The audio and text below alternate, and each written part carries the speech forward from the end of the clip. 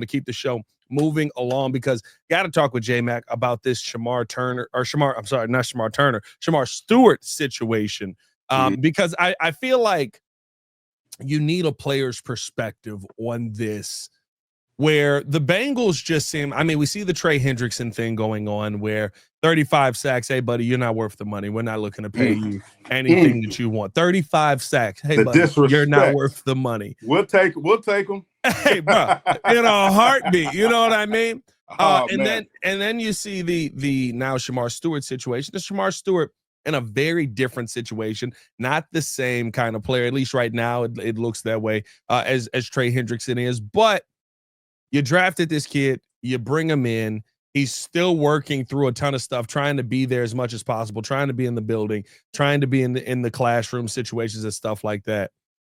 But essentially, the contract, if you guys don't know out there that are listening, the contract they're trying to get him to sign, if he does anything that they deem is a detriment to the team or at any point gets suspended, they can take away his guaranteed money.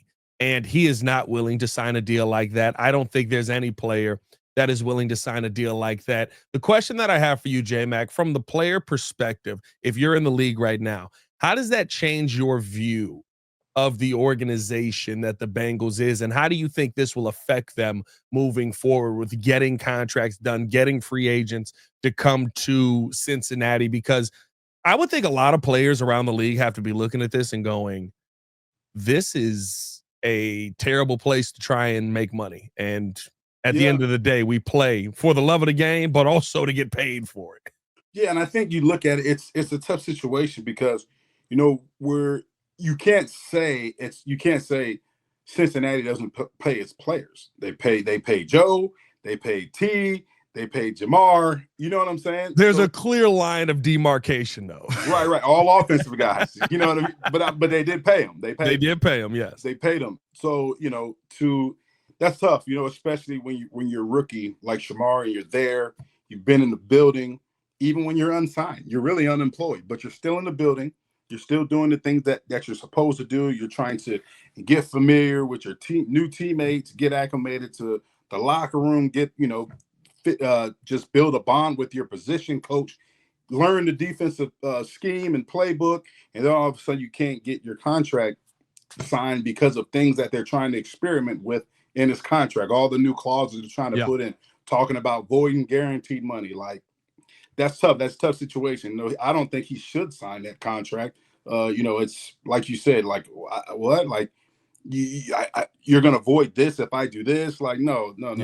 Don't sign it. I think he made the right move by not being there. But he showed that he's committed and he wants to be there because he was there before, all this stuff was happening, showing that, hey, I want to be a part of this organization. You guys drafted me because you felt like I could be a key piece of this defense. And then all of a sudden now this contract stuff is starting to, come into play. So he shouldn't sign it. I think that at the end of the day, I think he'll get what he wants. I mean, they need him. You ain't going to sign Trey. You better get it right with Shemar. Otherwise, Cincinnati, good luck trying to score 40 points a game.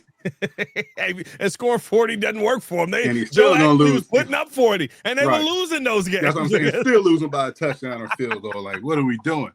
Make it make sense. I think, J-Mac, like, I think there's a situation here, though. Like, if you're Shemar Stewart, now, I wouldn't advise this of him. I think if you've got an opportunity to play in the NFL, you play in the NFL. But apparently there's an opportunity for him to basically forego this season, come back next year, go back into the draft, and go to a different team and hope for the best, right, in that situation. Is that something that you think would make sense here? Like, if you see the writing on the wall of like, okay, y'all just don't like paying defensive players, clearly. No. And I can go out here and get all the sacks I want, and y'all aren't going to try and give me this money. Would it almost be beneficial to him to just kind of wait it out this year and go back into the draft next season? No, because you're taking an even bigger risk. Injury, you know what I'm saying? Mainly injury. And then if I play worse, am I still going to get slated to be a first-round pick? There's not a guarantee. Well, so he can't. I don't know.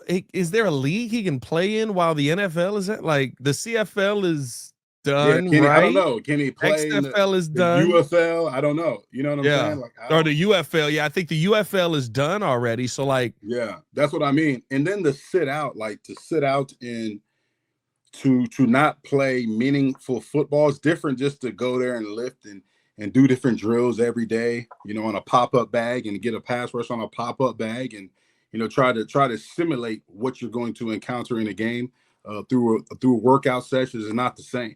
You're never going to get the true speed of the game. You're not in the locker room. You don't have an understanding of what your role and responsibility is within that defense. So yeah. I think you continue to hold out. He's already shown good faith that he's committed to the Bengals by being there before this stuff came out.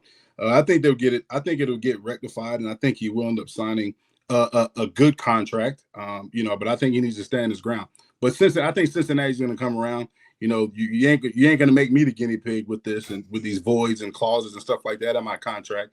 You know, I'm sure that's what Shemar's, you know, the people around him, his agents and whoever's doing his contract, that's what they're saying. But I'm pretty sure they're going to get this done.